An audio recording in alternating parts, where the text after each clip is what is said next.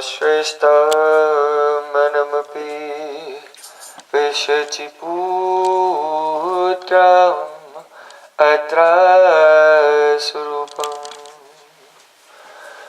rupam tasya gajamuri purim maturim gostvatim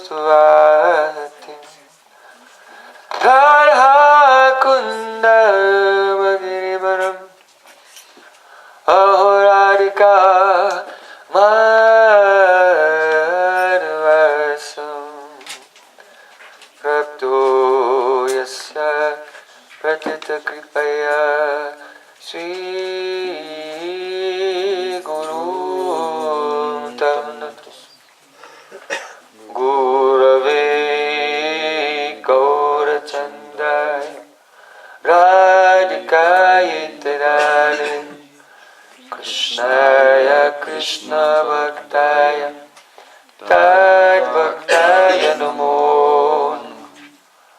Anandalila vigrahaya Hema Bhadivyatschavi Sundaraya Tasmai Mahaprema Rasapradaya Chaitanya Chandraya Namo Namaste Chaitanya Chandraya Namo Namaste Chaitanya Chandraya Namo Namaste Bhaktya Vina Aparadha Lakshay Shiktasya Kamaditarangamane Kripa Maitvam Sharanam Prapanam Vrinde Namaste Charanaravindam Vrinde Namaste Charanaravindam Govinda Damodara Madhaveti Govinda Damodara Madhaveti Govinda Damodara Madhaveti Govinda Damodara Madhaveti Hey Krishna Hey Yadava Hey Saketi Govinda Damodara Madhaveti Sham Sundar Shikanda Shikha Smahas Murali Manohara Radhikar Sukumama Kripanidhe Supriya Charna Kinkarim Kuru Tavaivasmi Na Jivami Taya Vina Iti Vigyaya Devi Tam Namah Charnantikam.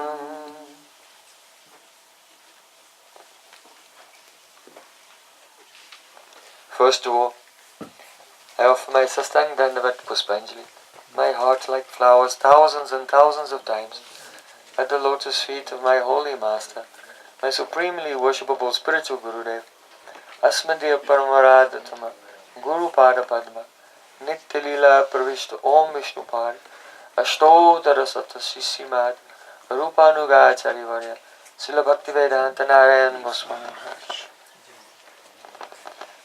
Secondly, I offer my pranam thousands of times at the lotus feet of my Param Gurudev, to Srila Prabhupada, and to our whole Sri Rupanuga Gaudiya Guru Parampara.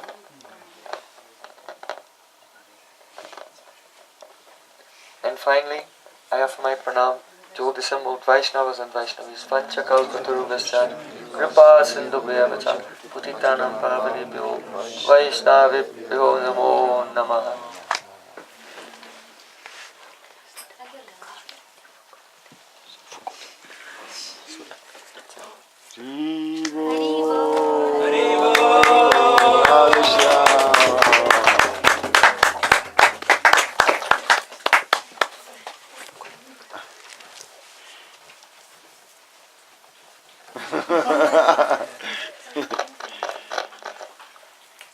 Very artistic. So, today we want to discuss a topic. Actually, we began to discuss this topic a little in the Shravanalp.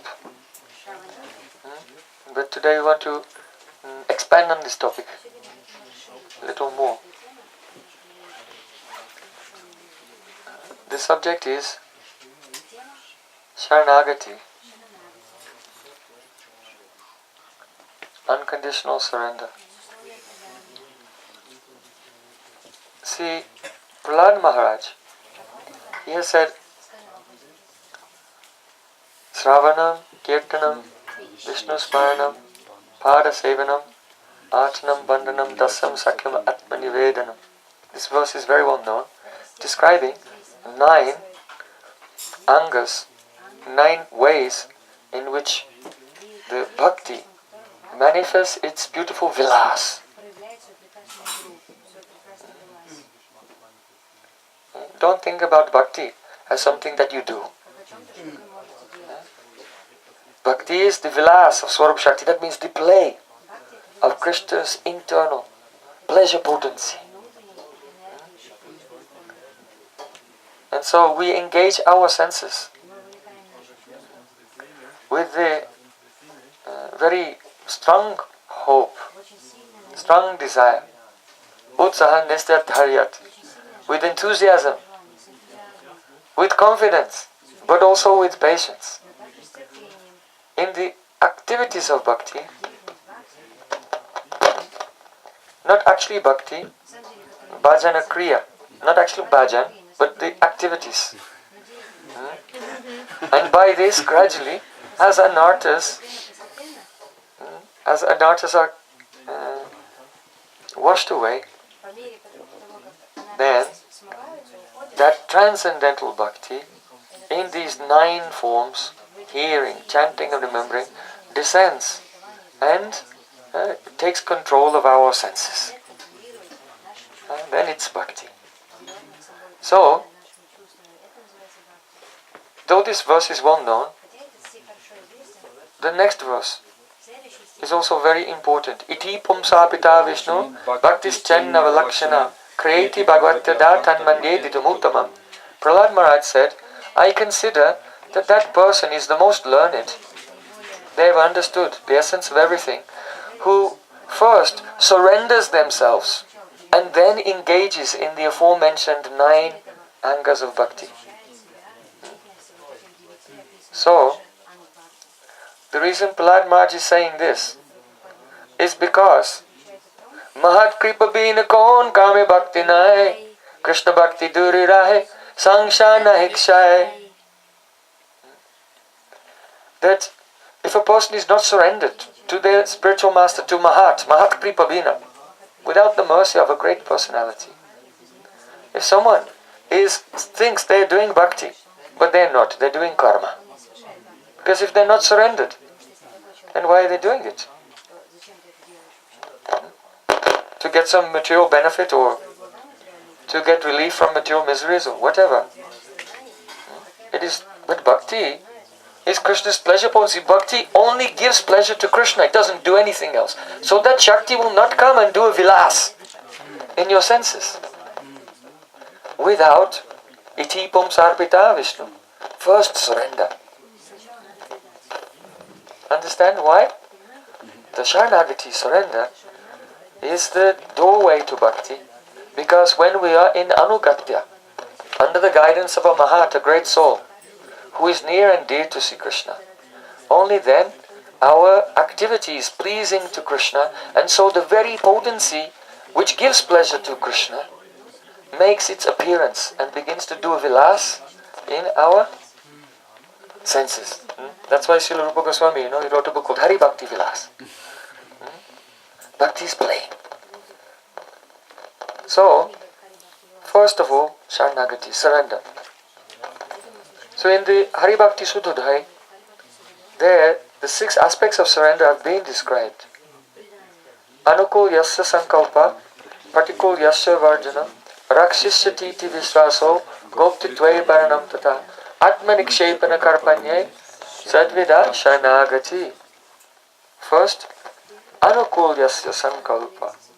to make a vow to accept all the things which are favorable for bhakti, for Krishna service. So what are the things which are favorable? Shuddha bhakata charanarenu bhajanayanu Bhajan anukul. Bhakta seva paramasiddhi bhakti lati karamula. The root of the bhakti lata is the service of pure devotees. Their foot dust. So, this is the first thing which is favorable for bhakti. Then, Srila Bhaktivinoda Thakur goes on to explain Madhavatiti Bhakti Janani. Following Akadasi is Anukul. Oh, Gora Vihita Kirtana Shuni. When I hear the sound of the Mridanga and the kirtans which are authorized by Chaitanya Mahaprabhu, not speculated kirtans, those who are coming in our parampara, when I hear this, then my heart feels full of joy. When he says, when I see Tulsi, knowing that she's Krishna Toshani, she gives such pleasure to Krishna, then I feel such joy. So serving Tulsi in your life, having Tulsi in your life, serving her, doing parikrama of her, bowing down to her, giving water, this is all anukul for bhakti. Gora amar jai sabastane karala brahmana range seistabastani haribami pranay bhakta sange. He said, oh, I want to wander throughout all the places of Chaitanya Mahaprabhu's Leelas on parikrama in the association of very loving devotees.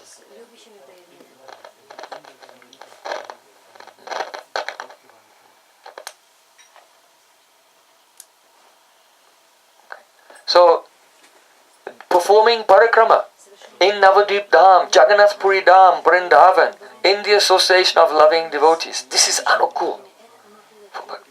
So, anukul yasya sankalpa, I make a vow to accept in my life all the favorable activities. Then, patikul yasya vivarjanam, to reject unequivocally everything which is the practical, which will destroy the one's bhakti. That means even persons, the vilasas begun to appear. If they do these things, it will disappear. So what to speak of those who are not experiencing the vilas of bhakti? How detrimental it will be. Atyahara prayasascha prajapunya bhagraha janasangasthaloyam cha sarve bhakti vinash. Overeating. Eating too much. Becoming fat is not anukul for bhajan. My Gurudev used to say. So, overeating, but that's not only with the tongue, with all the senses. Listening to the worldly or mundane sound, seeing worldly or mundane things, you eat through all your senses. And just as if you eat something rotten with your mouth, it will poison you. You can be poisoned when you eat something rotten with your eye. What happened to Ajamil? He just saw one prostitute enjoying with the drunken Sudra. His poison went in through his eyes. And his life was ruined temporarily.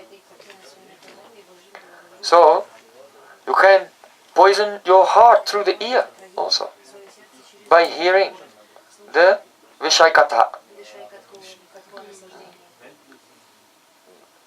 Vishaikatha Hari Hari Mukhe Bolo Hari Hari.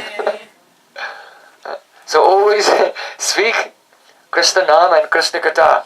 And don't let any Vishaikatha, mundane talk, enter the ears. So Atyahara Prayas means over-endeavoring. Taking on a project which is too big for you to handle. Sometimes devotees have a big dream, I want to do this big project. And they start to do it and it's crushing them.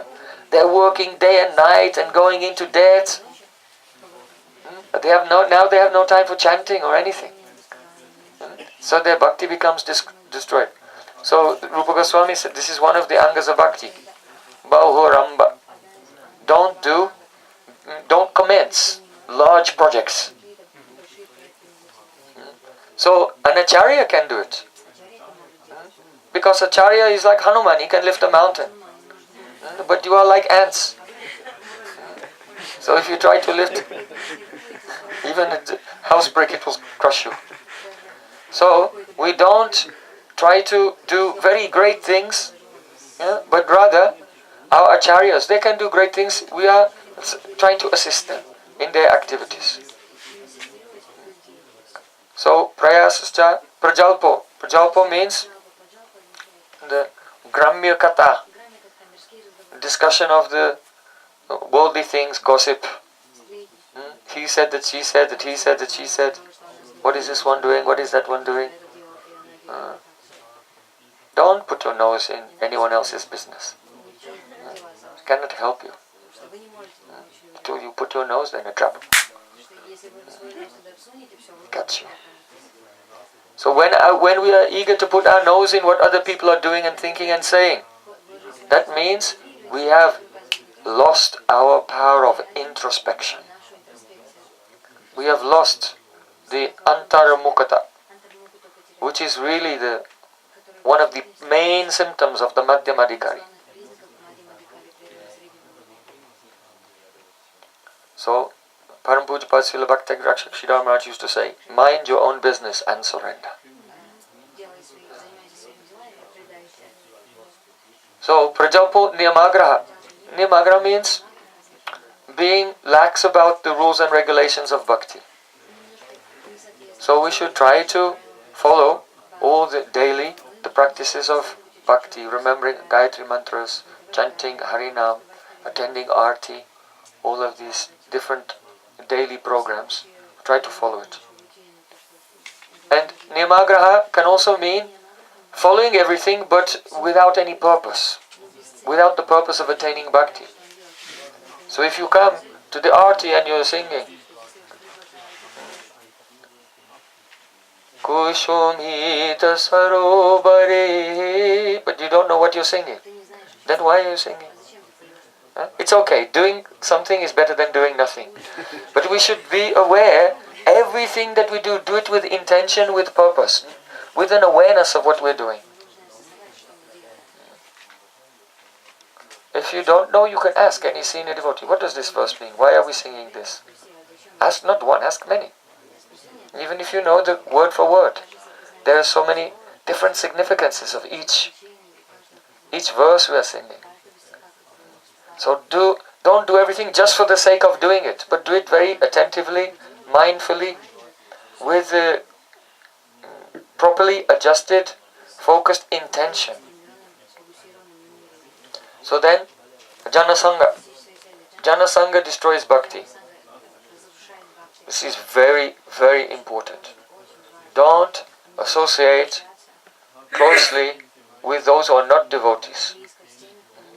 Because just like the pure devotees, they're doing prachar, they're preaching on behalf of Sri Krishna. So all those who are not devotees are doing prachar on behalf of Maya. Knowingly or unknowingly. They are preaching to you. They are changing your mind. They are persuading you to not be Krishna's devotee. So be careful. Shastra recommends that we try as much as possible to do sadhu sangha, associate with sadhus. Why? Because in sadhu sangha there's no jana sangha. Because a sadhu will never fall into materialistic association. Sadhu will never associate with Mayavadis, with Vishayis. So if we find that in our life that we've come into the association of worldly persons, then you should know that there is some aparat there. Just like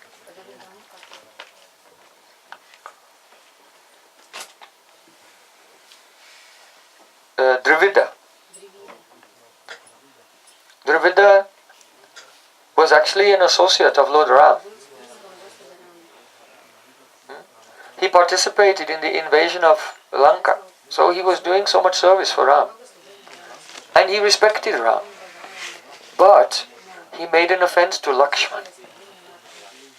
So Lakshman is the Akhanda Guru Tattva, is Balarama Nityananda. Expansion of Balarama Nityananda. So due to this offense to Lakshman, the result was he fell into bad association. Who became his associate? Kalyavan and other demons. And by their association, then he also became a demon. And in the end, what happened? In the next incarnation, Lakshman, who's the expansion of Balaram, his original form Balaram appeared in this world and then killed Dravida. Can you say in a few words what was the offense? He was not respectful. So, the thing is here, actually, Dravida, Mainda, there are two personalities, Mainda and Dravida. And they are two associates of Lord Ram. So when you do, if a person is doing puja of Lord Ram according to Vaidhi Bhakti, then they'll have to, in the avaran around him, worship his associates. So Dravida is one of the persons who is worshipped in that avarana puja of Lord Ramachandra. So you have to understand that this was a special pastime to teach us about the dangers of Asat Sangha. We go into Asat Sangha due to offenses. And then in the Asat Sangha, then all the bhakti is lost. So Sadbhe Bhakti Vinashati. So Jana Sangha, one thing is this. We have to clarify one thing also. Just so when you go back to your Prabhudatta Desh, the place where your spiritual masters have given you engagement in service, and you're walking on the street, and then you see a non-devotee, you don't jump out of your skin and run for your life. So, oh no, there's a non-devotee. Now the fruit of my aparad is coming, I have to run. Don't think like this. Sangha means with attachment. Being attached. So, you may be in a room or you may have to deal with so many persons who are not devotees, but you don't give your attachment. You don't give your heart. Make a heartly relation with any of them. Because if you make a heartly relation, then that will be a hook in your heart and it will pull you into the ocean of material existence. So, we reserve all of our attachment for our Gurudev and the pure Vaishnavas. They will also put a hook in our heart and pull us to Goloka Vrindavan. So Sangha association works both ways. So also, just as if you are in the presence of the worldly minded persons, but you are not attached to them, then it will not have a detrimental effect on you.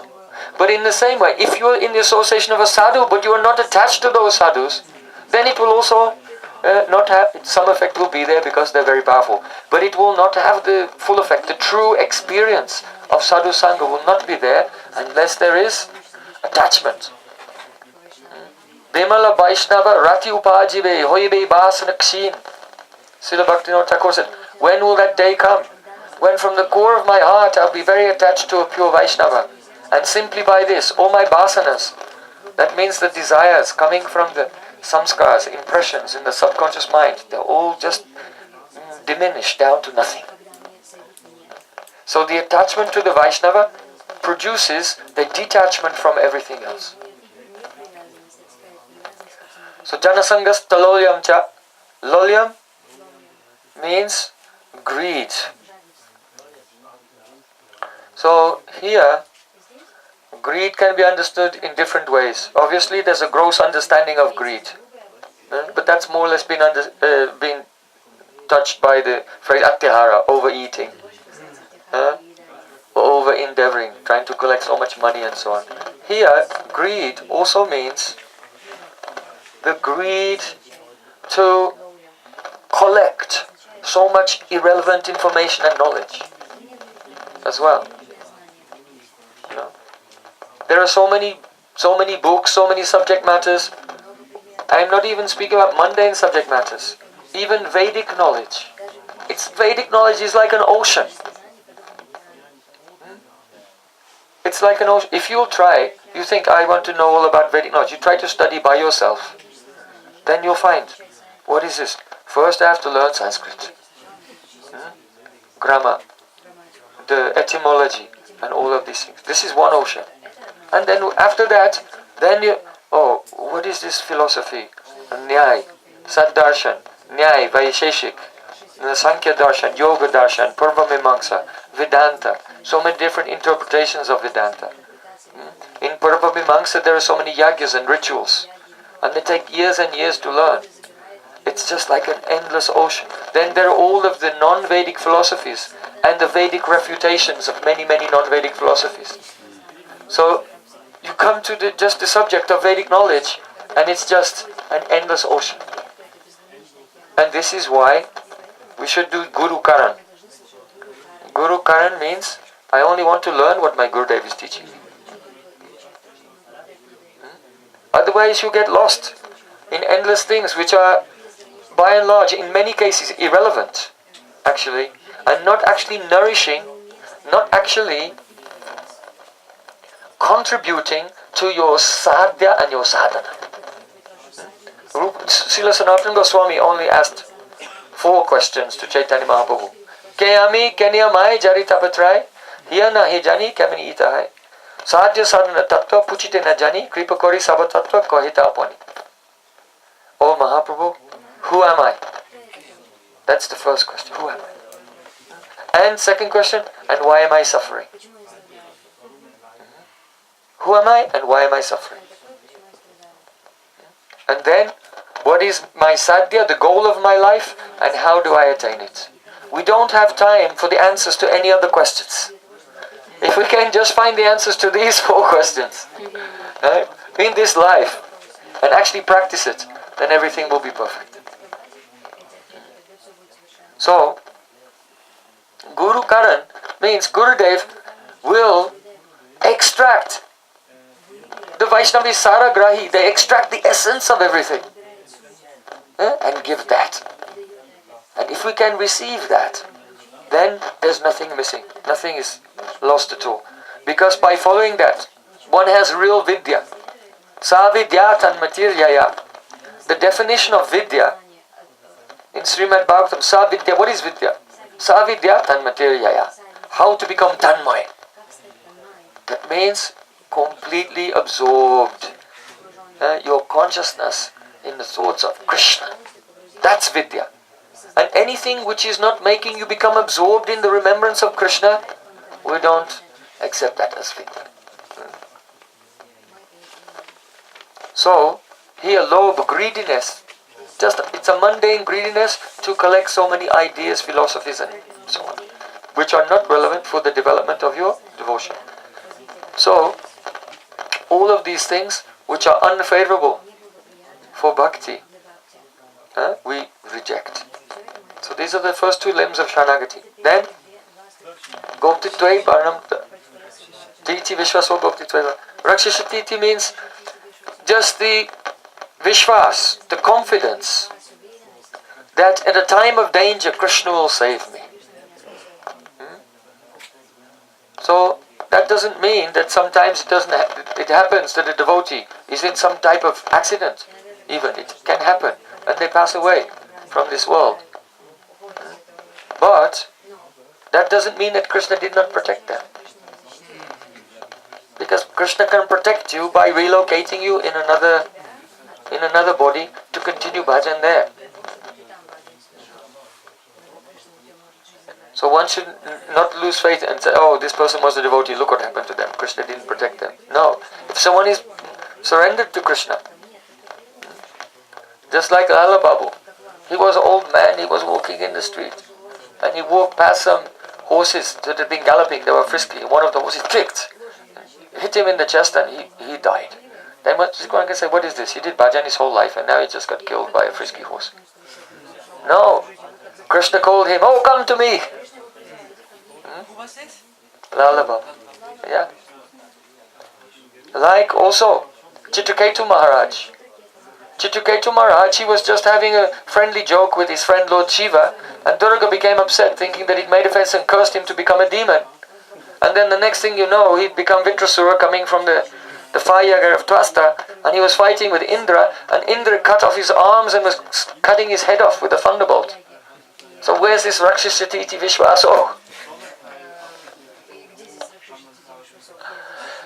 But the inner meaning of the pastime is that Krishna was feeling so much separation from him. Living in the life like a demigod, it would have taken him thousands of years before he would come to the spiritual world. So Krishna made this apparently disastrous situation to quickly bring him to his lotus feet, out of love. So we shouldn't judge situations, Krishna is protecting or not protecting, by external vision. Just know, have the confidence that if you are surrendered to Krishna, He's protecting you.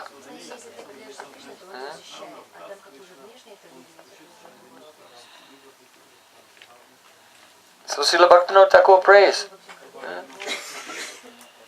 oh Krishna, you have the adhikar, you have the right to keep me alive or to kill me as you please.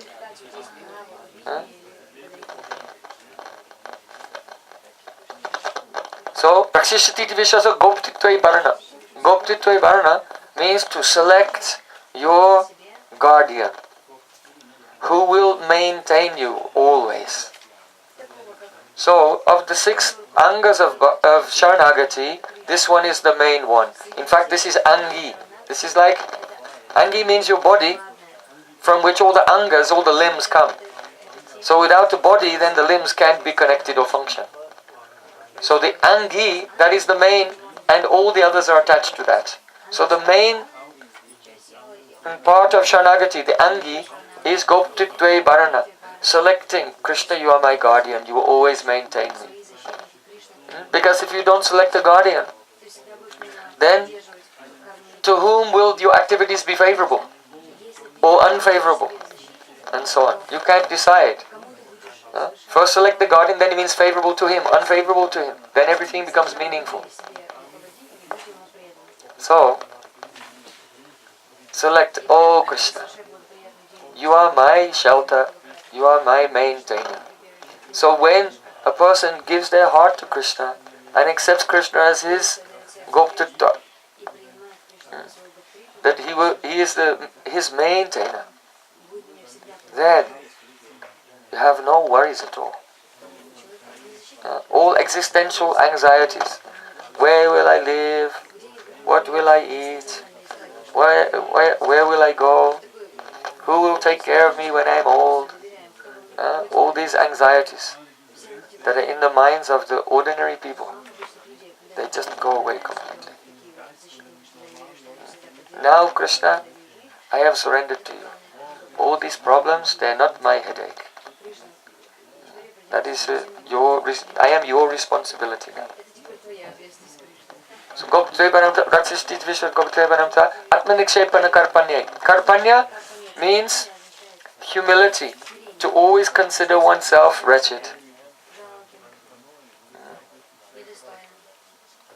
So, just to be in this world is a fallen condition.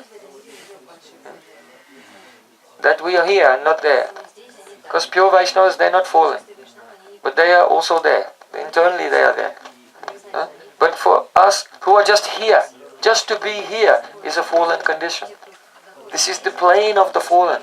Ainanda tanuja kinkaram patitam mam vishame bhavam mudam. I am fallen in this dreadful ocean of material existence. In the ocean of birth and death. So to always consider oneself in the most wretched and destitute position, being so insignificant. Just one very minute, almost powerless jiva. Actually, really powerless. There's some power in the jiva, but powerless against the might of Maya. And there are millions and millions of countless jivas, just like me.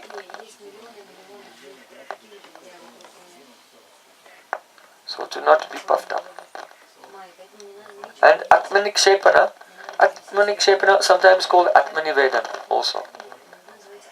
Nikshep means to throw. You throw yourself at the mercy of the Lord.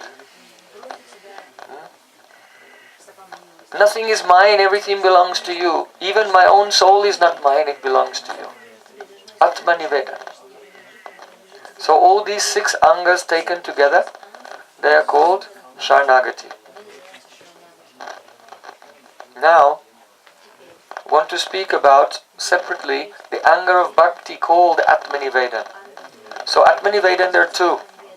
One is the Atmanivedana which is part of Saranagati. And one is the Atmanivedana which is the last of the 9 angas of bhakti. So one is part of the door to bhakti and one is actually anga of bhakti itself. So there are 2. This is why when we do Navadvip Dham Parikrama, we begin in the central island of the Antardvip. And then you do Parikrama of the 8 other islands. And then you come back to Antardvip again in the end. Because Antardvip is the island of Atmanivedana. And so you go first to Simantadvip, Shravanam, and then to Godrumdvip, Kirtanam, like this. So you go through the 8 angas of bhakti, and then you come back to Atmanivedanam. Then your Parikrama is complete. Why? Because there are 2 types of Atmanivedanam.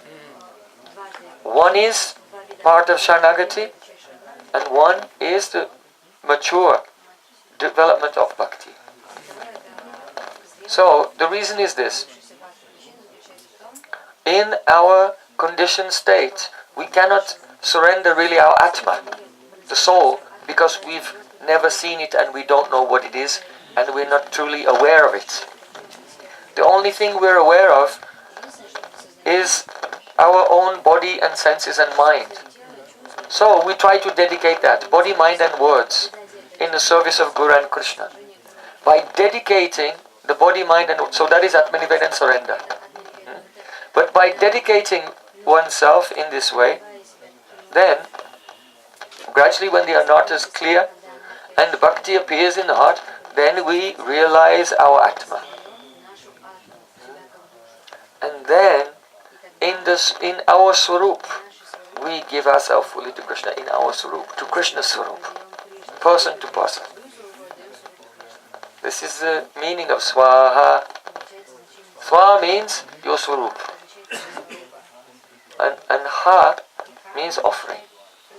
So in your spiritual form, you give yourself fully in Sri Krishna's service. So Atmanivedana, 2 types, one part of Saranagati and one part of Bhakti. So you begin there and also end there. Srila Jiva Goswami Pad, in describing Atmanivedana, he also mentions 2 types. He said, one is called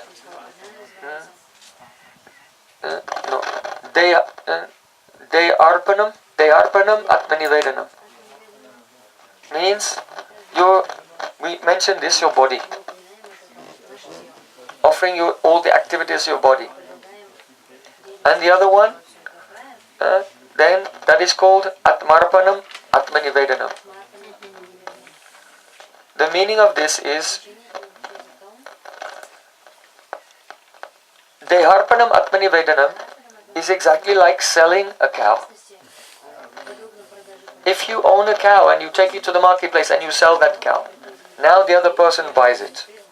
Now that other person has bought it, now you don't have to maintain that cow anymore. It's that other person's job to feed the cow. On the other hand, you have no right to the milk of that cow because it's that other person's cow now. So, the Deyarpanam Atmanivedanam is like that you consider yourself like a sold cow, a sold animal. So what does that mean? That means that now your maintenance is not your responsibility. It's the responsibility of the person to whom you have sold yourself. And on the other hand, the fruit of all your work and activity doesn't belong to you. It belongs to the person you have sold yourself to. So that is called the Deyarpanam Atmanivedanam. Now, the other type, Atmarpanam Atmanivedanam, means there may be a person, for example, in Vedic culture, someone like Bhishma Dev. He's doing his duty as a Kshatriya, as a warrior. So those activities, they are not directly bhakti to Krishna, the dharmas of a Kshatriya. But in his soul, in his heart, he is given his Atma. And that giving of the Atma is characterized by Shakshitva. That means witnesshood. That is that, the meaning is this, that this body and senses and mental activities, these are all part of the material energy. And I am only the Shakshi, I am the witness of that. So that sense of I, not the sense of I related to the body, but the I-ness which is of the consciousness, of the Atma, distinct from all the activities of the body and mind, that I am giving to you, Krishna. So you cannot tell if a person, they're just doing some ordinary worldly activities. You cannot tell whether they've given their soul to Krishna or not. Now, what should we do? Deyarpanam Atmanivedanam or Atmarpanam Atmanivedanam? Both. We have to do both. That is called Sarvatmakam Atmanivedanam. Sarvatmakam. In all respects. In all respects. So, this analysis of two aspects is very helpful for us because it breaks down the actual nature of Atmanivedanam. So we can understand it and then practice and do that ourselves. So, one should not have any fear for one's bodily maintenance. Supreme Lord will take care of everything. One should work very hard, but never take the result for yourself. Everything is for Guru and Krishna. Or just the other week we were in Rome and we went on a parikrama to the cave of Saint Benedict. Who was there? Cave of Saint Benedict? So it was very wonderful. So in the monasteries of Saint Benedict, they have their sutra. Ora et labora. Ora et labora means pray and work. Pray hard and work hard. Ora et labora. And in Gaudiya Vaishnavism we have the same phrase also. Exactly the same phrase in Gaudiya Vaishnavism.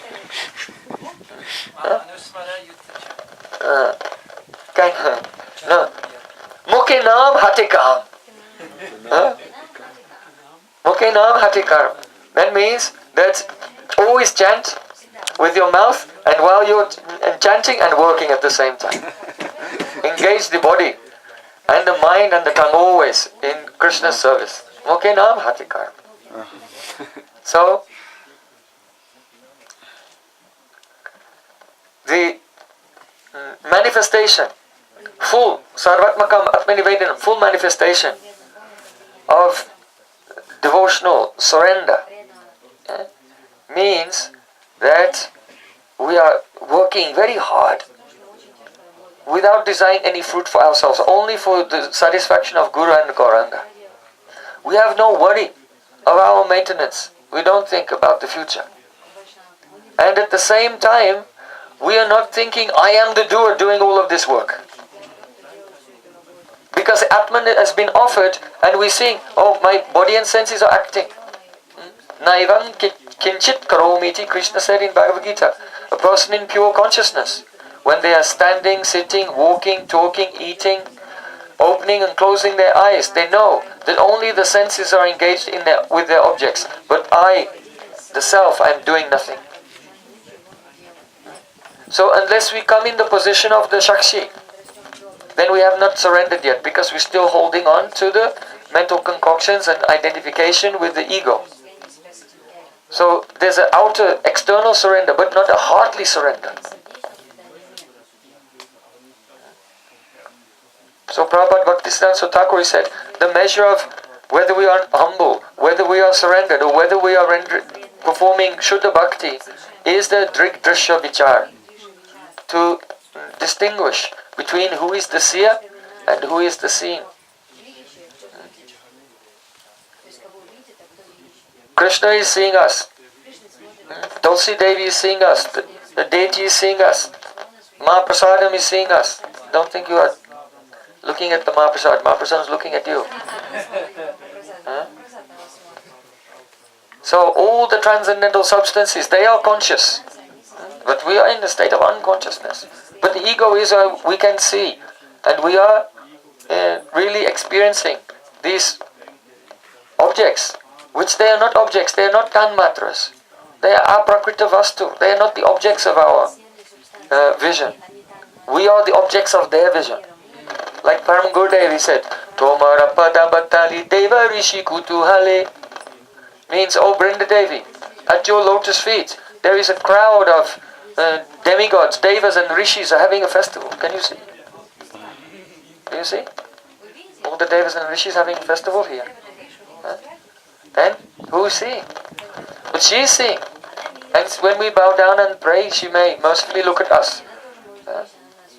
So, Srila Sanatana Goswami Pad said, Shuddha Bhakti does not begin until we attain the state of Shakshitva.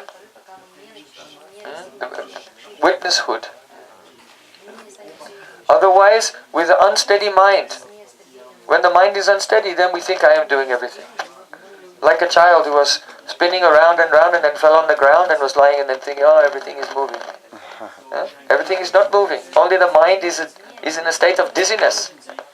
So in the same way, when we think we are doing everything, now we're in a state of dizziness actually. So when the mind becomes, when someone has surrendered, then all the gunas, they start to dissipate. And then one comes in the stage of nishta, ekagrata chitta, one-pointed consciousness. And then, nasta prayesho bhadreshu nityam bhagavata sevaya bhavati uttamasakri bhaktir bhavati naistiki. From nishta, now bhakti starts to, pure bhakti starts to appear. And it's very relishable. So then ruchi comes. So now we've discussed up to Sarvatmakam Atmanivedanam. This is also of two types. It can be Bhava Bina or Bhava Vishishta. A full surrender just in a general way to God. Or it can be Bhava Vishishta, imbued with a specific sentiment. Just like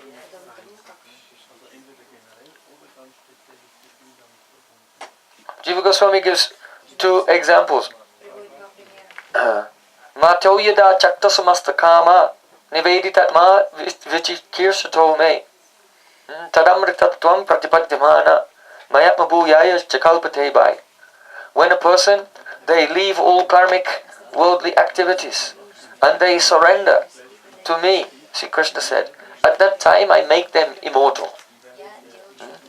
That means I give them a spiritual body. But this is a general type of surrender, it will go to Vaikuntha. But a specific type of surrender, that is like Rukmini. When Rukmini wrote a letter to the Sri Krishna and sent it through a Brahmin, when just before she was her marriage was being arranged to Shishupal, then she wrote to Krishna, oh, please accept me. I have chosen you as my husband. Okay, so it's in Madhurya Rasa. This surrender, she surrendered to Krishna, but it's Bhava Vishishta. You are my husband, I am your wife. So why should Shishupal enjoy me? He's like a jackal. You are a lion.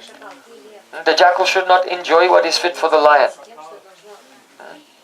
He's just a bag of skin, full of blood and stool and urine. decorated with a moustache and fingernails. That is not a premaspada, an object of love. No human being in this world, the physical body of any human being, this is not an object of love. What is it that you love? The smell of the stool? The fat? The bone? The mucus? What is it? What is it lovable exactly? So the physical body is not the object of love of anyone. Who is Premaspada? God. God is the object of love for all living entities. So she said, I surrender to you, and if you come and save me, then I will serve you. And if you don't come and save me, I will do hard austerities until this body is just completely finished. And I'll give up this body, and in my next life I'll do hard austerities again and finish that body, and I'll do it again and finish that body, and I'll keep doing it. I'll do it 1,000 times until the day you come and take me. And accept me as your wife. So, this is the Bhava Vishisht Atma Nivedan. What Nishta? What Nishta is there? You can see Chaitanya Mahaprabhu when he was in Chandrasekhar Bhavan, the house of his uncle. When he did the drama, which role did he play? Rukmini. And he was speaking these verses of Rukmini and everyone was crying. Because it embodies such a very great determination in surrender to Sri Krishna. So if we can just have a drop of this determination, it will be very good. Oh Krishna, I am yours. Please appear before me and accept my service. Very soon. But if you don't come today, then tomorrow I'm going to go to the cinema.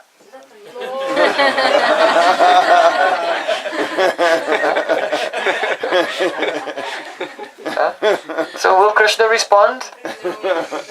Will Krishna respond to a person who is the surrender and Nishta in him is so lukewarm? Lukewarm. One saint says, this is my greatest enemy, being lukewarm. Have to be hot. Like, determined, passion.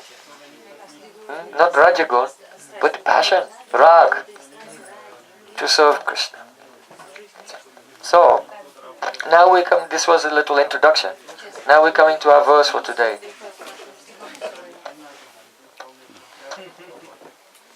So, this is a very beautiful verse of Srimad Bhagavatam, discussing the real nature of mature surrender. So you can repeat. It's 11th canto, chapter 29, text 4. Kim chitramachutatavaita dashesha bando. Kim chitramachutatavaita dashesha bando. Dashveshvananya sharaneshu yadatma sattvam. Dashveshvananya sharaneshu yadatma sattvam. Yorochayat sahamirga swayamishwaranam. Yorochayat sahamirga swayamishwaranam. Srimad kirita tatapidita padapita. Srimad kirita tatapidita. So nice, huh? Srimad kirita tatapidita padapita. This verse is spoken by Uddhav. So Uddhav is very, very dear, very close to Sri Krishna. Vrishninam pravaro mantri Krishnasya dayata sakha. Shisho brihaspati sakshat uddhavo buddhi sattva. Among the Vrishni members of the Vrishni dynasty, then Uddhav is chief associate of Krishna. He is Krishna's mantri. He gives advice to Krishna what to do in various situations. Krishnasya dayata sakha. He is dat atmanam. He has given his heart to Krishna fully. Dayata. And his sakha. Sakha means friend. But here, the specific significance of friendship is that a really close friend is a person who knows your secrets, who is privy to your very private activities. And you have confidence in that person also. So Uddhav is like that. When Krishna was in Mathura and he went to visit Kubja,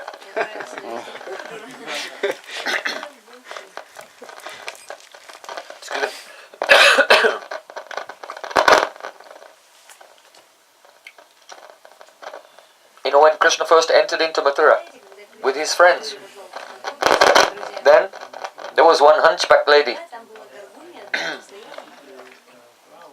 And when she saw the beauty of Krishna, she was very attracted to him. She had lust actually. And her service was to grind sandalwood paste and deliver it for the service of Kamsa Maharaj. But Krishna said, "Oh, beautiful young lady." But she was like this.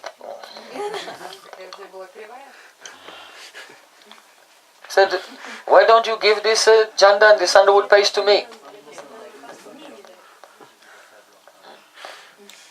So she was very attracted by his beauty, so she took the sandalwood paste and began to smear it on his body. Just the touch of Krishna was giving her so great pleasure. So then Krishna, he stepped on her toes and put his finger under her chin and went, and immediately she was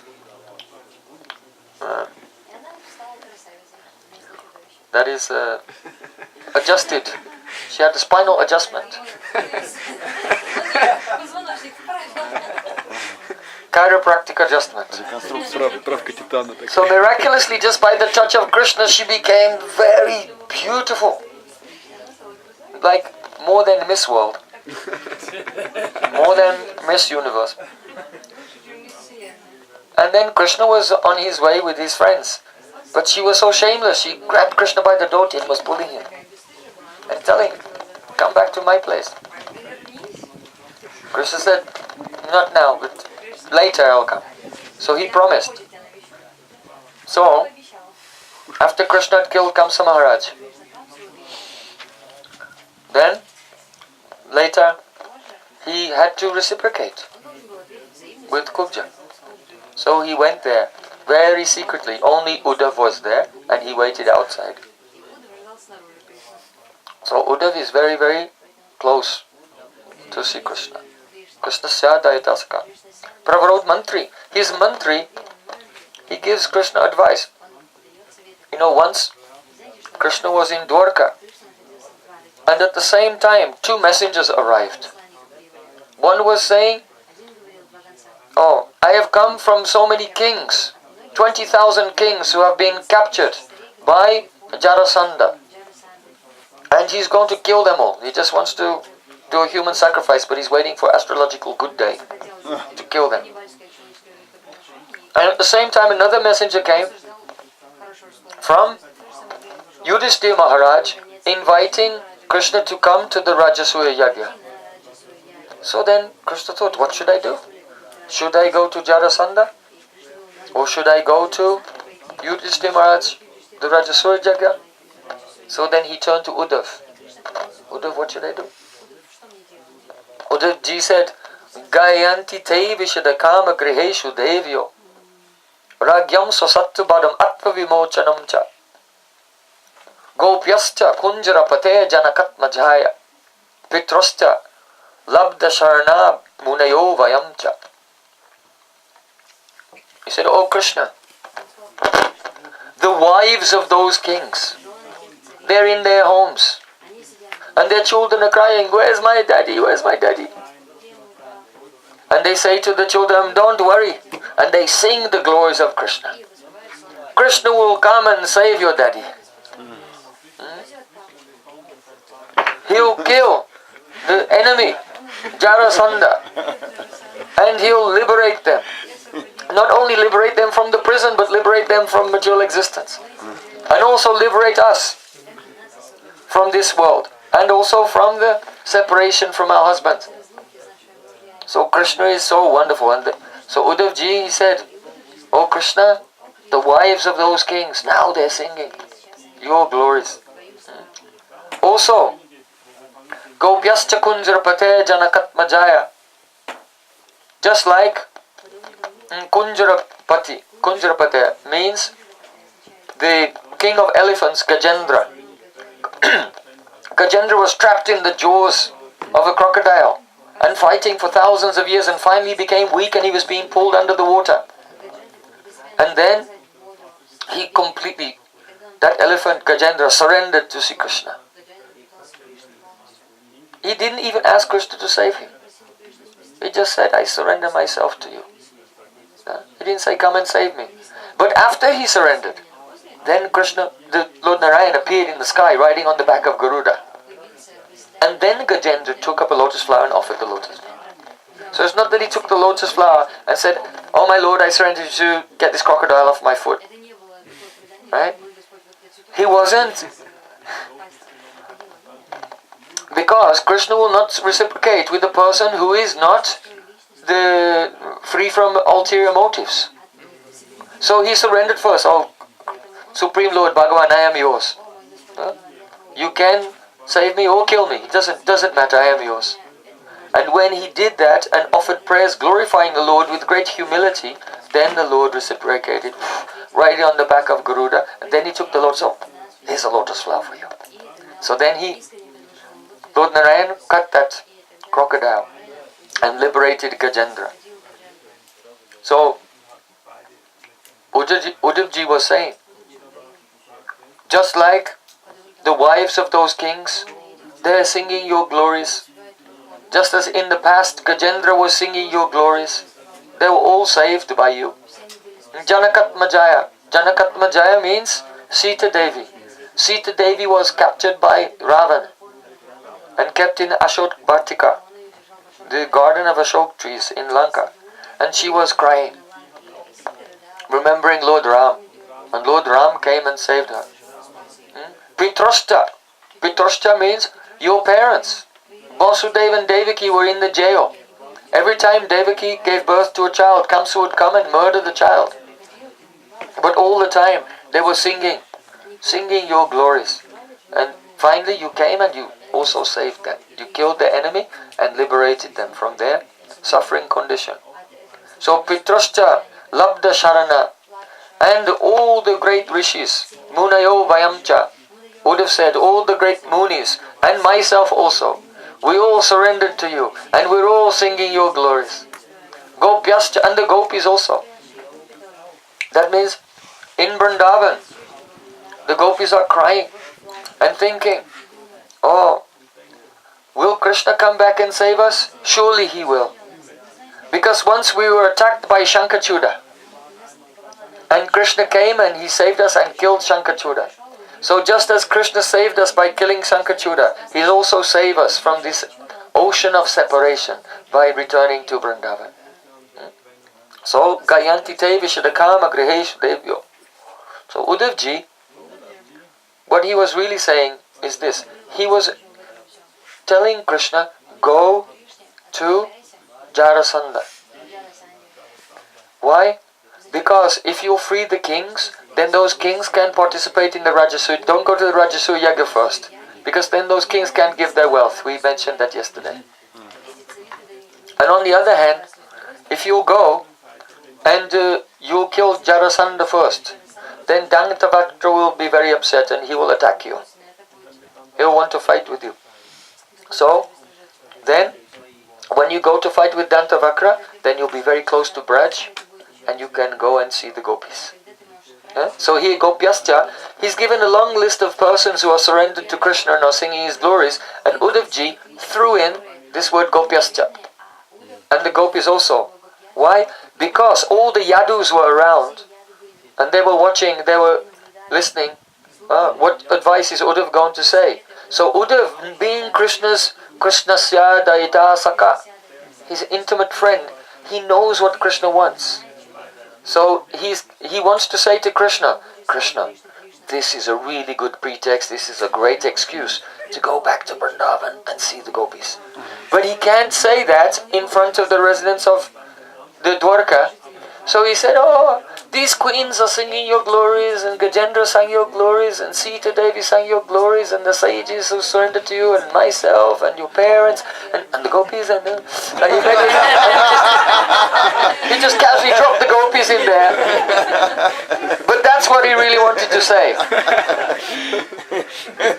Because he's Uddhavo Buddhi Sattamaha, he's very, very intelligent. So Krishna could understand that he was saying go to Jarasandha first, but he also knew this is all fluff, and in the fluff then Uddhav's giving his real instruction. Krishna, you can go and see the gopis. Because Uddhav feels very distressed. He went to Vrindavan, he's seen the condition of the Braja gopis. So he is looking for a situation, some excuse where he can get Krishna to go back. So this verse is spoken by Uddhav when, in the very end, at the end of Krishna Lila, just before Krishna, many years later, Krishna is about to leave this world. And just before leaving this world, he's giving instructions to Uddhav. And he explains to him all about karma, jnana, yoga and bhakti. So after discussing the subject of yoga sadhana, then this chapter comes. In 11th canto, chapter 1, there's a discussion of the yoga sadhana. Chapter 28. 28. So now 29, this next chapter has come. So Uddhavji is saying to Krishna, this yoga sadhana that you have described seems to me to be extremely difficult. And there are many persons who they take up this path of yoga sadhana and they try for years and years and years on end, but they still can't go into samadhi.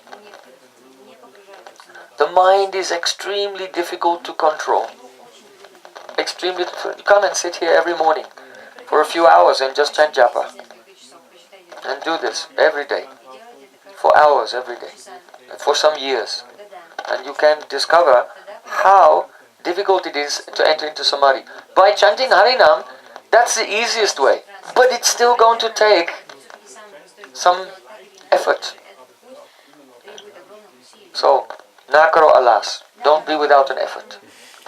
The absence of effort is a symptom of tamagun actually. The acharyas say, the absence of effort is a symptom of tamagun. It's too much, I don't want to do this. Tamagun. So,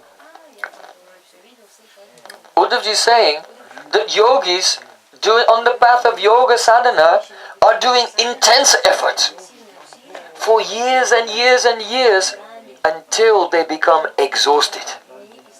They become discouraged and they just cannot attain samadhi.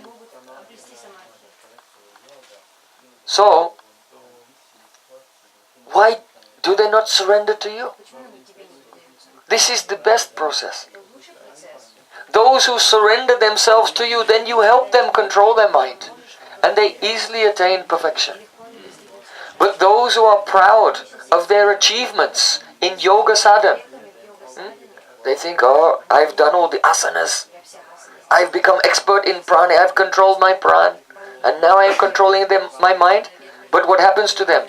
Due to pride in their own achievements, due to a pride in their own power and ability, they eventually, whatever concentration they develop, they lose it. And they fall down and they fail. But those who surrender to you, they always become successful. Now, Uddhavji is speaking this verse, which explains the nectar of surrender.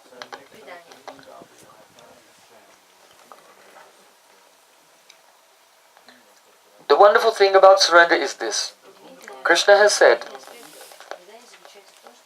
Yaya tamam prapadyante, tangstataiva bhajamyaham, mamavat vanuvatante, shupata sarvashaha. As the living entities surrender to me, I reciprocate with them. That means that when the devotee surrenders himself to Krishna, Krishna surrenders himself to the devotee. Now Uddhavji is, now someone may say, what? God surrenders to the devotee. God is he's supposed to be the controller and we are the controlled.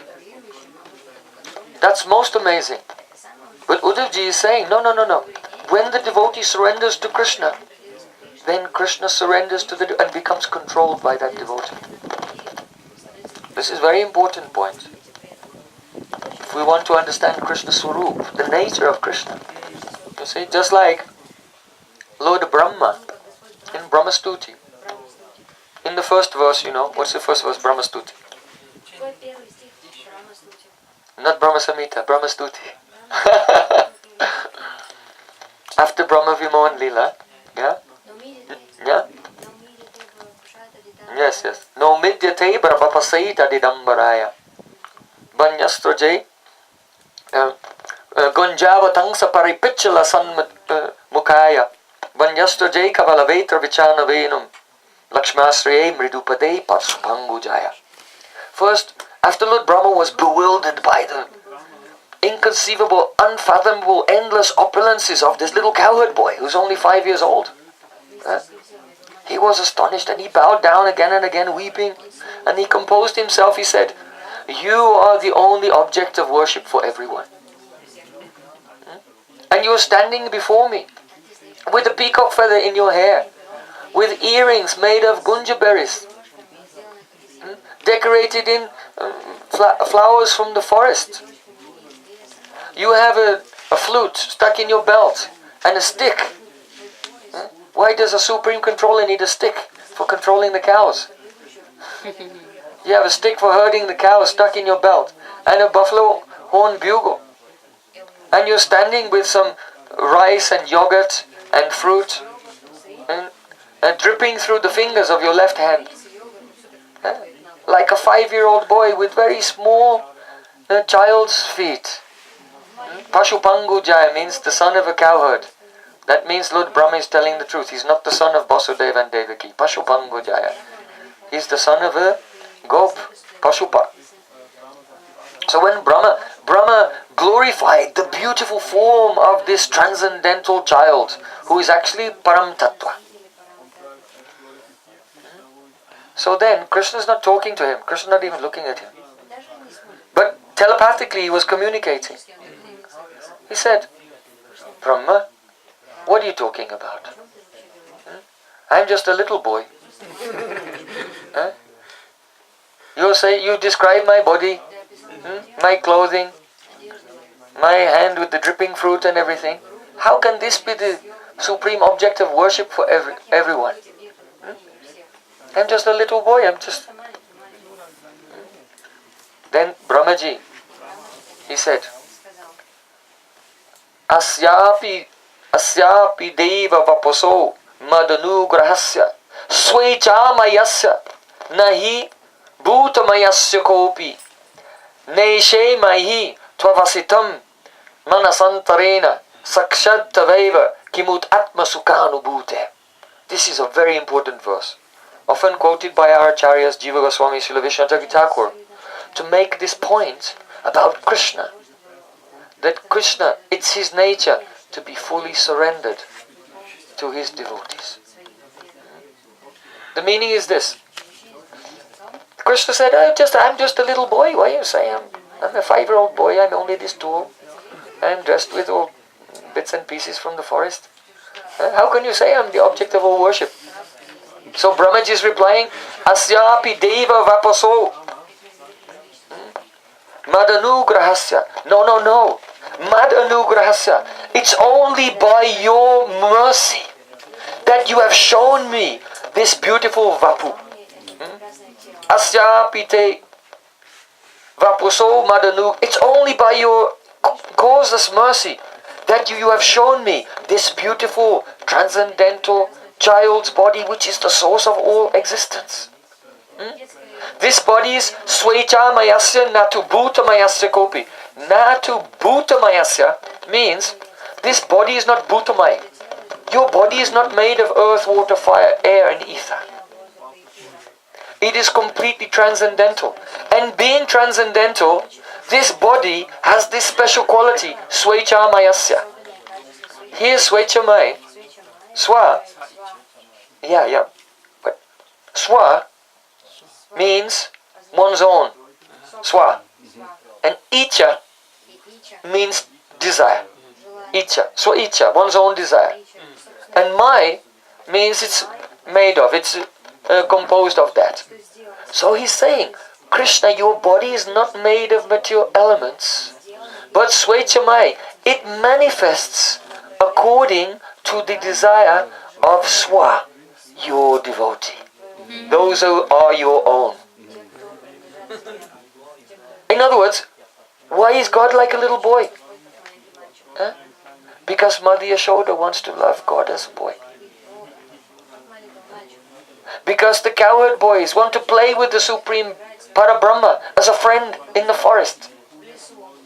So God is completely responsive, completely submissive, and His divine transcendental form is manifest out of mercy as just a response to the emotions of pure devotees. Understand? There are millions of universes. And in these billions of universes, from the spiritual sky, endless streams of avatars are coming and going. Varaha, Nashinga, Kalki, Matsya, Lord Ramachandra. So many forms coming and going. Supreme Lord is running all over the place, here and there, all the time. Why? Svecha Mayasya. Because the devotees, either the pure devotees who are doing their sadhana and become mature here, or the eternal associates also appearing here, because of their desires. Supreme Lord's running all over the place. He's manifesting forms which exactly correspond to the love with which they love Him. So why? Because he's surrendered to his devotee. So Brahmaji is saying, Asyat pideva vaposa madanugrahasya svecha mayasya natu bhuta mayasya kopi.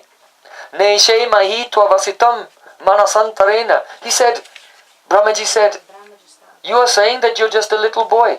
But actually, the potency that is in this vapu, the potency which is in this body standing before me like a little boy, it is completely beyond my power of imagination or estimation. Manasantarena means that my manas, my mind, has gone inside. So if a yogi wants to know something, they don't have to look it up or read a book or cut something open.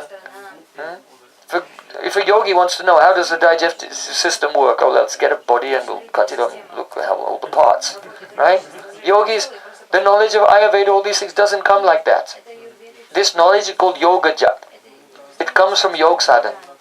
So when the mind becomes ekagrata, one-pointed, then it can focus on different objects. And when it's focused on the objects, a one-pointed mind, whichever object it focuses on, the chitta transforms and becomes a facsimile of that very object.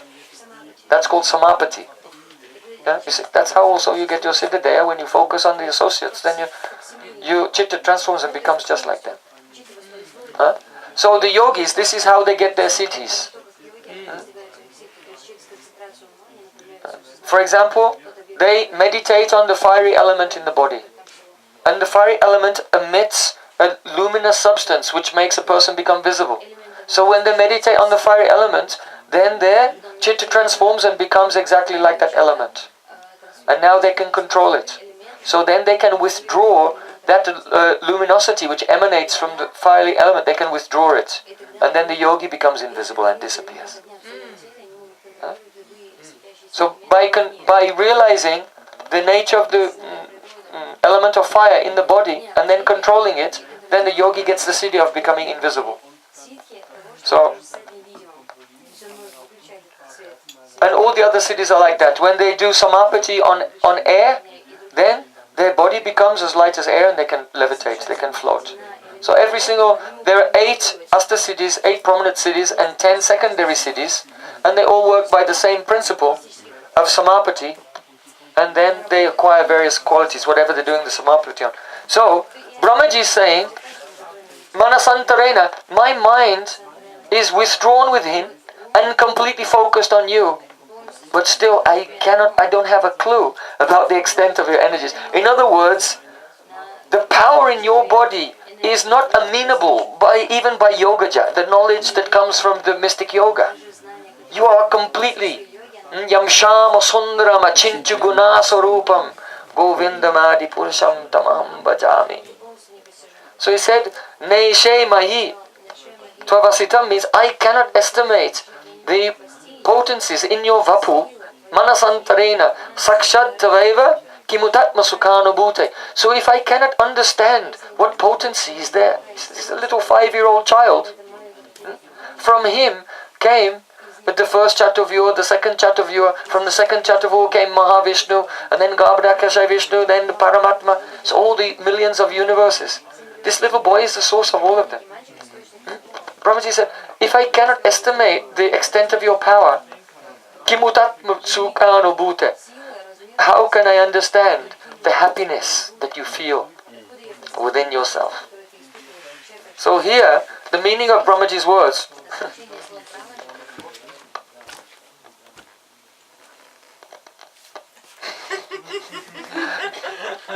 This is Thakurji's paraphernalia. Just keep him away from Thakurji. Okay, keep.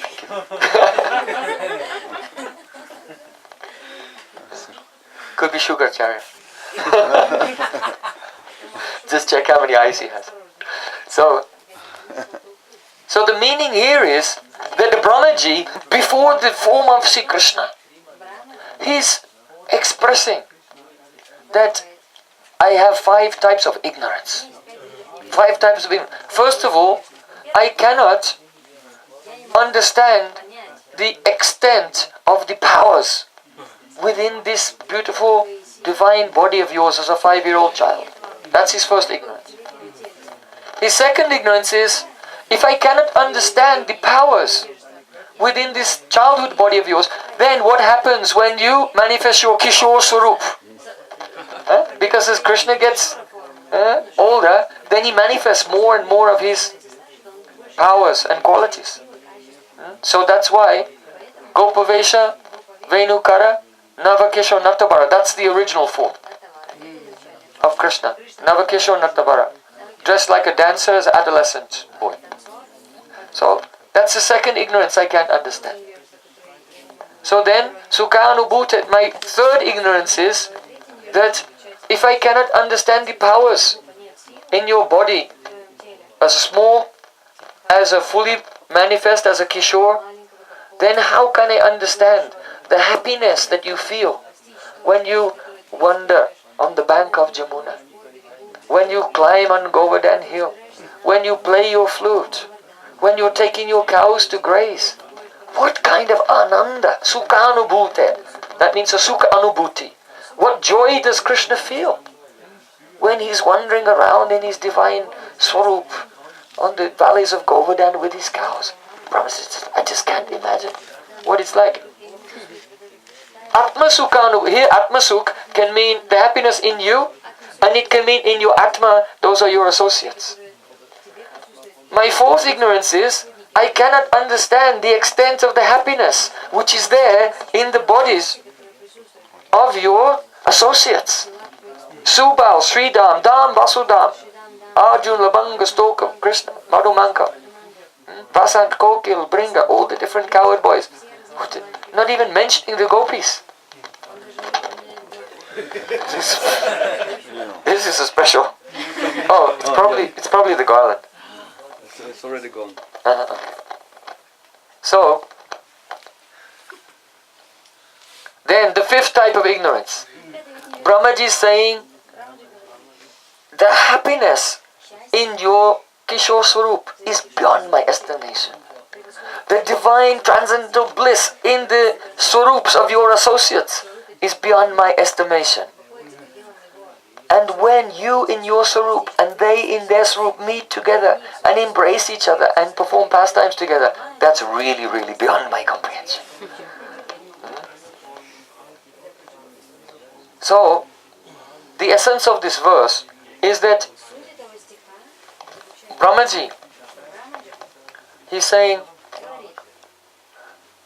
"O Krishna, Svecha Mayasya." The very nature of your Swarup is that you are completely under the control of your devotee. Aham bhaktha paragino hi ashvatanta iva dvija sadhu begrastaridayo bhaktar bhaktajana priya.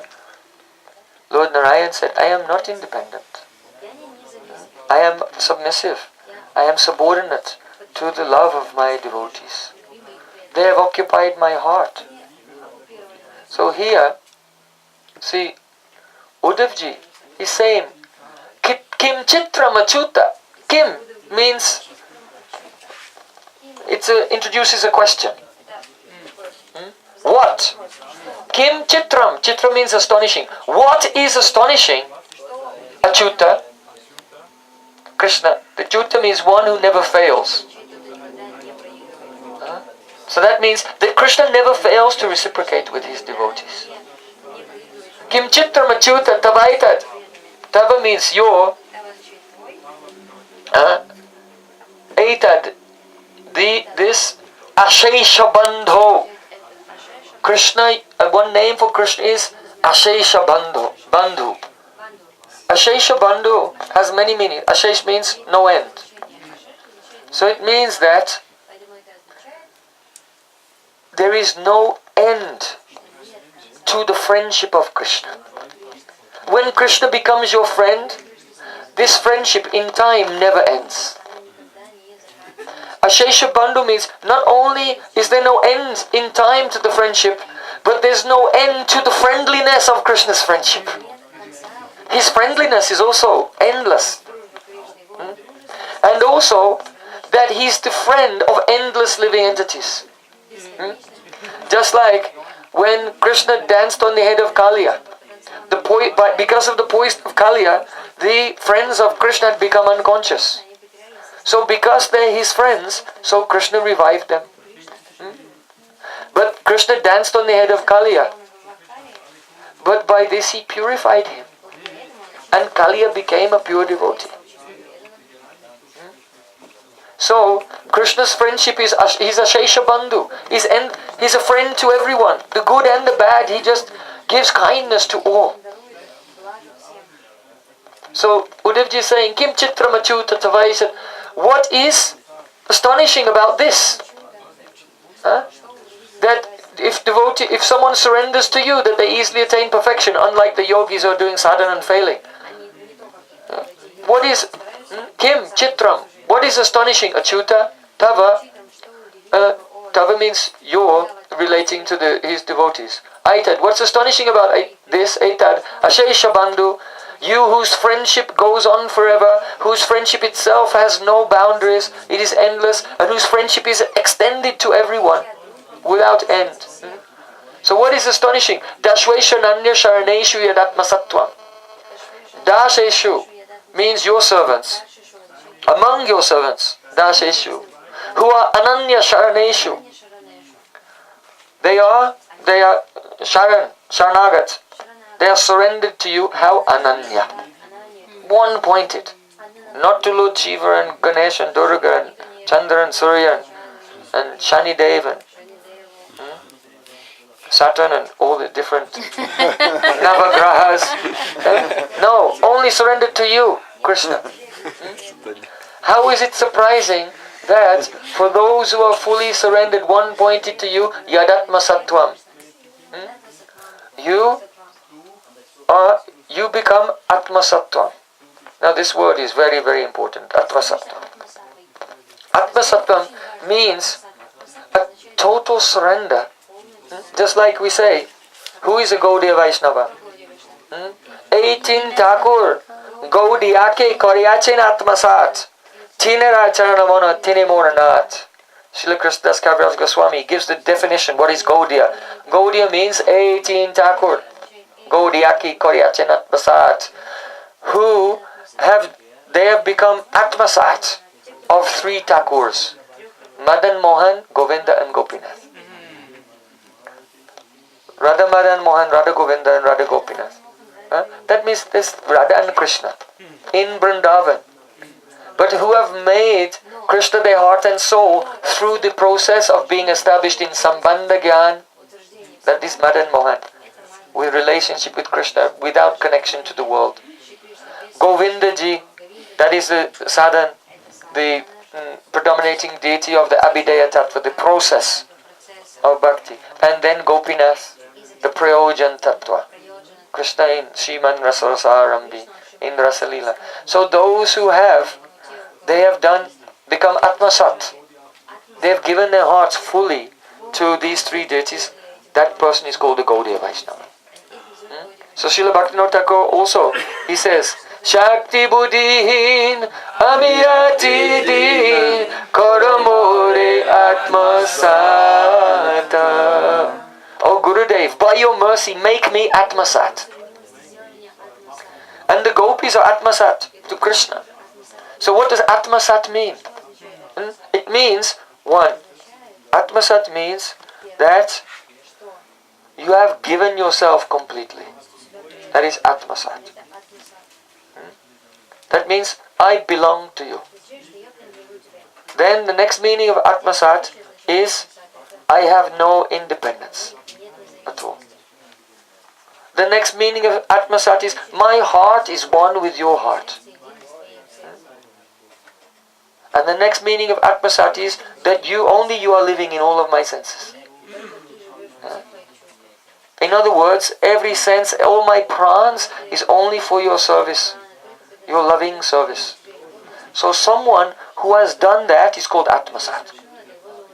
So who has done that to Madan Mohan Govinda Gopinath is called the Gaudiya.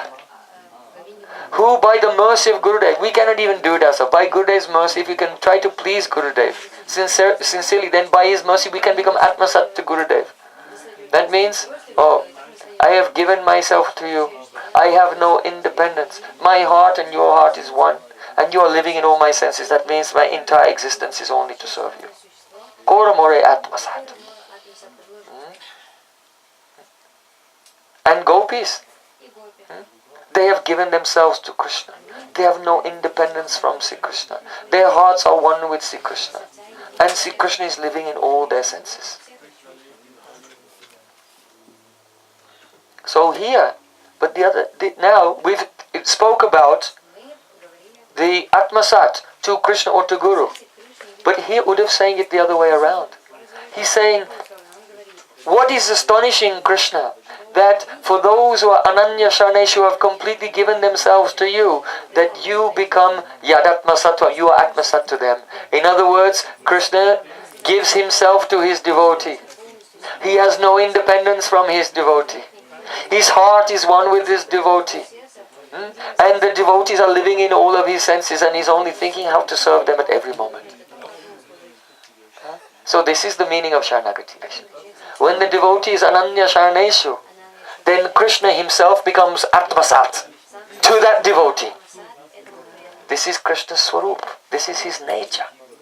Swaicha mayasya natu bhuta mayasya kopi. This is Krishna. So, how are the devotees, the Ananya Sharaneshu, always thinking of Krishna? We see that when Krishna jumped in the water and started to make a disturbance, and Kalyanag came with so many hoods and then he wrapped himself around Krishna. So at that time there was many inauspicious omens. Comets were falling from the sky. There were tremors in the earth. Jackals were howling. So everywhere there were inauspicious omens. The bodies of the male persons were trembling. You know, if you get a twitch in your left eye or your left arm or left leg, if you're male, that means something inauspicious is happening or about to happen. And for women, it's the other way around. So, all the Brijbasis, they didn't know where Krishna was, but men were trembling on the left side. They saw comets. There was earthquake. They thought, Krishna, Krishna, we have to go to Krishna. And then they ran, and they saw his footprints. Brindaranyam Swapadaramanam. Because the stones had melted, and his footprints then became hard again, so they were not lost. And they followed Krishna's footprints, and they came, and there they saw he was wrapped up in the coils of Kaliya.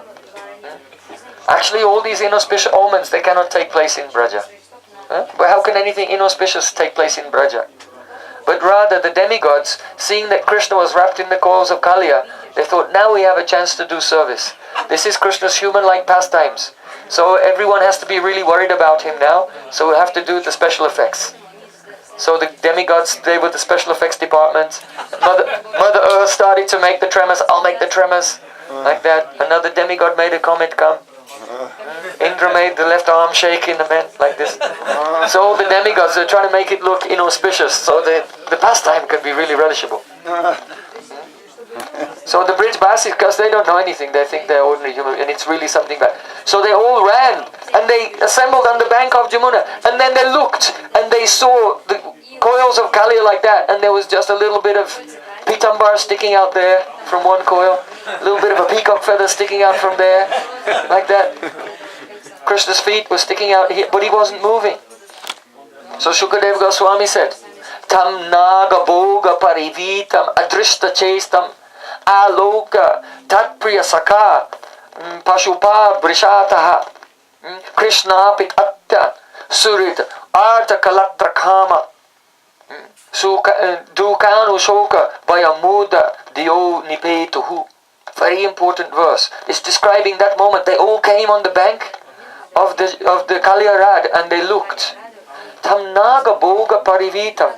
Krishna was wrapped up in the coils of Kaliya, and adrista chestam means they could not see any movement in Krishna's body.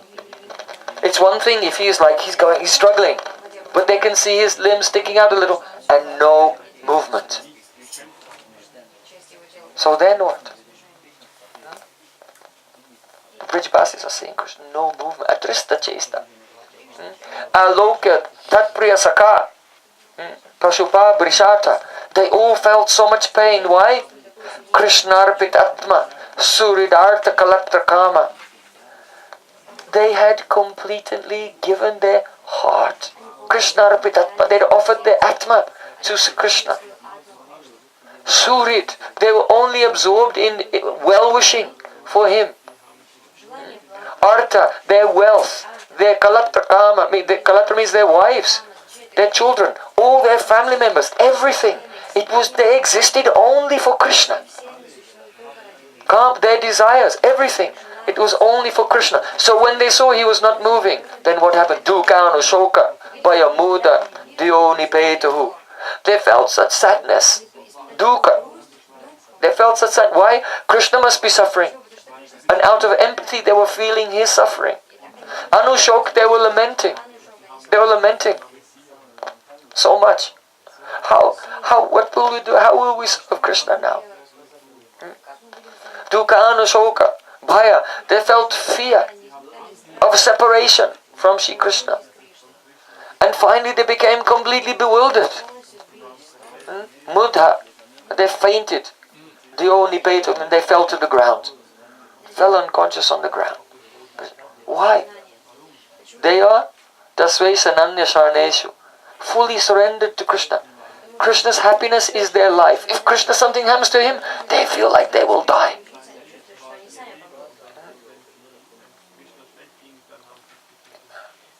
So Krishna Leela is like this. These associates are actually Tadrupa Vaibhava. They're part of his Swarup. Krishna is the Raso Vaisaha, the embodiment of all rasa. So for that rasa to manifest, there has to be Visha and Ashray. So all these associates who are fully dedicated to him, they are the effulgence, they are the beauty, they are the aura of his own divine Swarup. His parikas, they're not different from him. That's why when you're chanting Harinam, first you realize Krishna's form, then his qualities, then his parikas. This is just the extended realization of Krishna's form. There's only one reality. So those associates are an integral part of that reality. So Krishna's difficulty, their emotions, everything. This is just all the play, manifested by the play of his Leela Shakti. And so if we want to enter into that, we have to become Rag Anuga, following the Rag of those associates. So, here, Uddhavji He's saying, these are Dasvaisananya. If someone has completely surrendered to Krishna, like them, Krishna Pitatma, Suridartha Kalatra Kama, that they have no independent existence, then Krishna himself becomes Atmasat to them. Everything he's doing is just to please them. Why is he going house to house stealing butter? It's to give joy to the ladies whose butter he's stealing. Huh? It's not because he's hungry. It's because he's Atmasat to them. So he cannot stop himself from, he has to go to this house and that house and this house. Huh? When Lord Brahma tried to steal the boys and cows, then Krishna, he became all the boys and all the cows. Ahoti danya brajagora manya stanamritam pita mativarte muda. Lord Brahma also said, "Oh my Lord, you are so greedy to reciprocate with your devotees, to taste the love of your devotees, that you thought, all these mothers in Braj, I want to drink the breast milk of every single one. There will be not one breast in Braj I will not drink the milk from. And not only the mothers, the cows as well. There will be not one udder in Braj that I will not drink the milk from." So though Brahma, he became bewildered. He was really bewildered by the Leela Shakti Yoga Maya to do this pastime so that Krishna could take the form of all the calves and all the boys, because he was just so greedy. Yadatma Sattvam. He's given himself to all of them. He wants to drink the milk of every breast and every udder in Braj, not leaving one aside. So Brahma said, "Hoti danya brajago brahmanyam stanamritam pita mativa te muda." And when Krishna began to drink just a little milk from the breast of any gopi, then that drop of milk gave more happiness to Krishna than all the fire yagyas of all the rishis that have been performed in the entire universe from time with no beginning.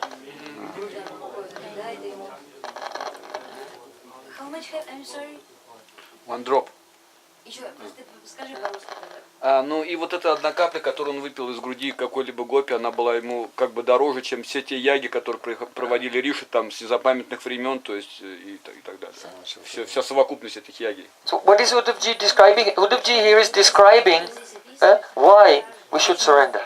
Instead of having ego and doing an independent sadhana, yoga sadhana, jnana sadhana, anything. Why? Because of this.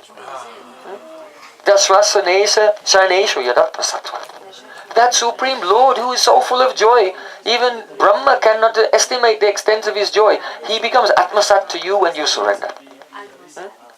So what should we do? Kamvadayalam Shanam Brajema. What else is there to do? You can make a list of your options. What do you want to do? You want to get a job in a bank? Whatever. Put a list of your options. Oh, the eternal, unlimited, unfathomable, inconceivable embodiment of all eternal bliss wants to do Atmasatvam to me. Hard choice.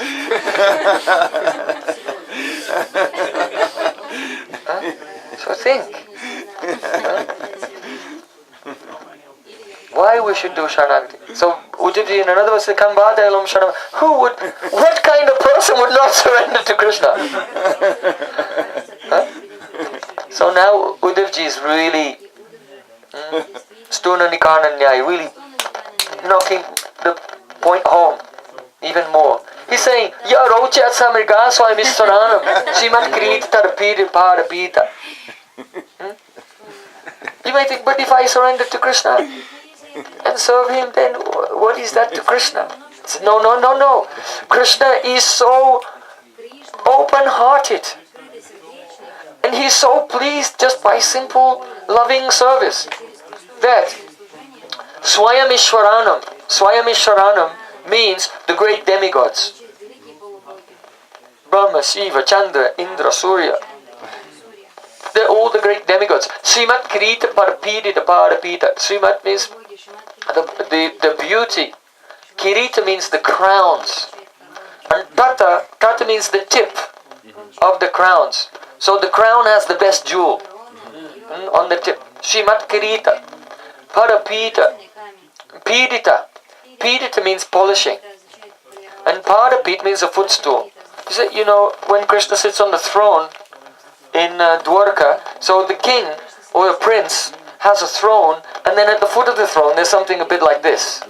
Right? So Krishna has a beautiful golden and jeweled, that is called Padapita, at the footstool, where he rests his feet when he's sitting on a throne. So here, the Uddhavji is saying that, once Lord Brahma came to Dwarka, and he came, and the doorman said, "Who are you?" He said, "I'm Brahma." And I said, "Which Brahma?" And Brahma said, "Chaturmukh Brahma, me, the one creator of the whole universe." Yeah? So they said, "Okay, just wait there." So then Brahmaji was sitting in a waiting room with all these demigods. All the demigods are in the waiting room. So then afterwards Krishna's butler came and said, "Krishna will see you now, come." Chaturmukh Brahma, come. So then Brahma, he came inside and he bowed down to Krishna, and he had this question on his mind. Why did he say which Brahma? Chaturmukh Brahma, 4 Vedas came from 4 mouths. They created the whole universe. So he was thinking like this, and Krishna just smiled at him. And when he smiled, thousands of Brahmas from all different universes came there. And some of them had 8 heads, 16 heads, 32 heads, 64 heads, 1,000 heads, 10,000 heads, 100,000 heads. And so many Shivas and Ganeshis and Durga, so many Devatas all came. Like a swarm of bees, they filled the sky, flying from all different universes. And Brahmaji with only 4 heads, he just felt like a little rabbit in the midst of a herd of elephants. So when all the Devatas, now that Brahma could see all of them, but each one of them so they were the only one there.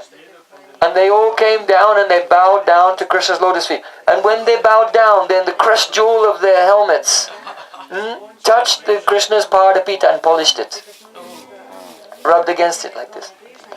So, how opulent is Krishna? That's Swayamishwaranam Srimat Kirita Parapidita Padapita. That's how powerful he is. That's how influential he is. That's how much potency he has, that all the great Ishwaras of millions of universes are polishing his footstool with their crown. But Yarochayat Saranagati. Yarochayat means Krishna in Vrindavan. He takes pleasure just interacting with the animals. When Krishna's in Vrindavan, he's stealing butter. And then some monkeys come into the kitchen. And Krishna says, "Oh, do you want some?" And he feels great joy feeding butter to the monkeys. Because everyone in Vrindavan, even the animals, they are completely, fully surrendered to him in spontaneous love, without any opulence at all. So on the one hand, all the great Ishwaras are bowing down to him. But on the other hand, Krishna becomes Atmasat. He's surrendered even to the monkeys in Vrindavan. He's lovingly feeding them. He loves the monkeys. He loves the birds. He sits down with Radharani and they call the parrots and they land on their heads. And Krishna teaches the parrot. He takes the parrot like a shishya, like a disciple, and teaches him how to glorify Radharani. And Radharani teaches the parrot how to glorify Krishna. Like this. And Radha Krishna, they feel Vatsalya Ras for the parrots. Krishna loves his cows. Radharani loves Krishna's cows also.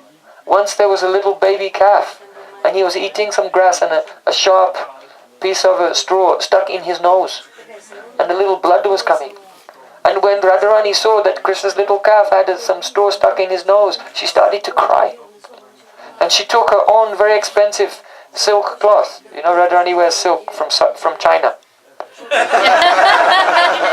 No, Rupa Goswami said she wears imported silk from China. Yeah, chini, in Sanskrit it's called chini. Yeah. So Radharani takes a very expensive cloth and she tears it. And then she puts some kumkum on where the blood is coming and ties it on the nose of the cow. Like this, and with tears in her eyes. So, how is it surprising that Krishna becomes Atmasat to his devotees when even in Vrindavan he's pleased by the simple activities of the animals. Darashaniyatila ko banamala divya gandhatula sima dumatai ahali kularalu gugitamabhistam adriyam jahi kujitavenu. Radharani is in her home during the day, and she's feeling separation from Krishna. She sends out one of her Sakis. What is he doing? Find out what he's doing. And that Saki goes into the forest. And going deep into the forest, she comes to Govardhan. And there is a beautiful waterfall. And spray is going everywhere, and it's very hot. And there's one big rock there, and Krishna, he's taken bath in the waterfall. Then he came out, and then he got some colored minerals of Govardhan, and he made tilak on himself. And he put on one banamala, and then he's sunbathing on the rock to dry. His hair is wet, his body is wet, and he's just sunbathing on the rock after taking a bath. So then that gopi, she's looking, and she comes back to report to Radhika. She says, Darashaniya tila ko banamala. Oh, you have to see Krishna. He's Darshaniya. You have to see him. You have to see him with the tilak and with the banamala. That means he's only wearing tilak and banamala. You know what I mean? So Darshaniya tilak. You have to see Krishna. How beautiful he looks at that time. And Divya Gandha Tulasi Bana. There's the Tulasi Manjuris in the garland. And the fragrance is attracting the bumblebees. And Krishna is lying there and he's feeling such ecstasy. And he cannot contain the ecstasy, so then he takes his flute. And he puts his flute to his lips. But then he doesn't know what raga to play in. The key to play in rag. So then the bumblebees who are attracted by the Tulsi Manjus in his flute, the bumblebees begin to sing. Sa re ga ma pa, pa, the fifth note. Pa, pa. So then Krishna, hearing the fifth note from the bumblebees, he says, oh, thank you. He's so pleased with the bumblebees that they help him decide which key to play in. And then Krishna begins to play in Panchamaraga. Like this. So Adriyan Jaji Kujitavena means Krishna is giving honor even to the insects in Braja. So here Uddhavji is saying, Kim titta machuta tavaita ashesha bandhu dasveshwananya sarnesho yadatma sattvam yarochat saramiga swamisranam srimat kirita padapita padapita.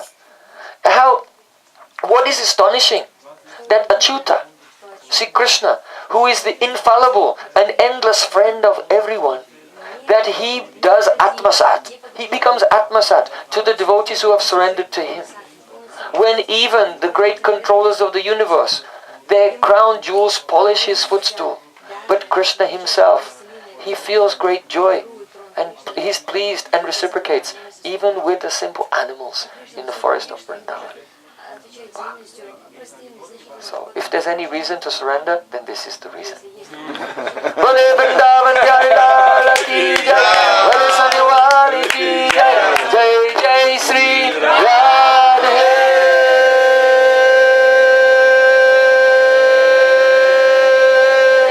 Jai Jai Sri Radhe. Jai Jai Sri Radhe.